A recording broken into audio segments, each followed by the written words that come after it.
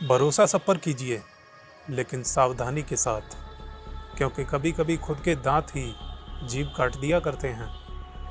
शहद मीठा होता है, सबको अच्छा लगता है, लेकिन जब आपसे ये कहा जाए कि आप शहद बनाने वाली मधुमक्खी को अपने साथ रख लीजिए, आप इस पर राज़ी होंगे? बिल्कुल नहीं। पर वहीं आपको शहद का डिब्बा दे दिया जाए कि आपको इसे रोज़ 1 चम्मच खाना है, तो आपको इसमें ऐतराज़ बिल्कुल नहीं होगा, आप रोज़ खाएंगे। तो कहने का तात्पर्य ये है कि मधुमक्खी बेशक शहद बनाती है, लेकिन कोई भी उसे रखना नहीं चाहता। उसका कारण है कि वो डंक मारती है। अगर आप उसे साथ रखेंगे तो वो आपको डंक मार देगी और आप सूझ जाएंगे। ठीक उसी तरह जब आपके अपने भी मधुमक्खी जैसा व्यवहार करने लगते हैं, तो आप भी उनसे दूरी बनाना शुरू कर देते हैं। इसलिए ये आवश्यक नहीं है कि आप शहद बना रहे हैं, लेकिन ये आवश्यक है कि आप डंक नहीं मार रहे हैं। डंक मारने से तात्पर्य है ताना मारना। आप किसी को बात बात पर ताना मारते हैं कि ये जो कुछ हो रहा है वो तेरी वजह से हो रहा है, इसकी वजह तू है, या जो भी है। जैसे भी एक भिखारी भूख प्यास से तंग आकर आत्महत्या करने की सोचता है। पेड़ होता है, उस पर रस्सी डाल लेता है और रो रहा होता है। उसी पेड़ के पास से एक नेत्रहीन महात्मा गुजरते हैं। रोते चिल्लाते व्यक्ति की आवाज़ सुनकर वो उसके नज़दीक आ जाते हैं और पूछते हैं, कौन है वहाँ, क्यों रो रहे हो? भिखारी अपने मन की व्यथा सुनाता है।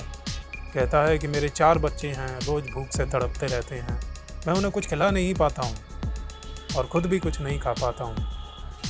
मुझसे उनकी ये हालत देखी नहीं जाती, तो अपनी खस्ताहाल मरियल ज़िंदगी से तंग आकर मैं आत्महत्या करने जा रहा हूँ।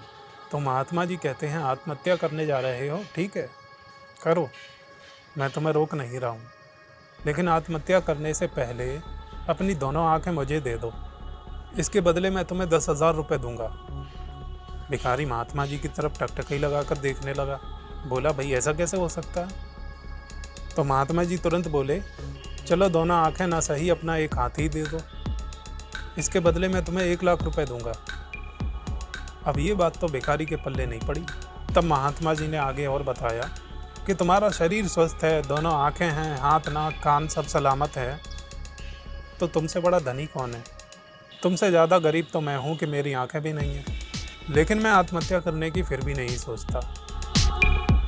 तो ये बात सुनकर भिखारी को लगा कि बात तो सही है, मेरे पास तो आँख नाक कान सब सही सलामत हैं, हाथ पैर से मैं मेहनत भी कर सकता हूँ, और ये महात्मा जी हैं जो नेत्रहीन हैं लेकिन फिर भी आत्महत्या करने की नहीं सोचते हैं।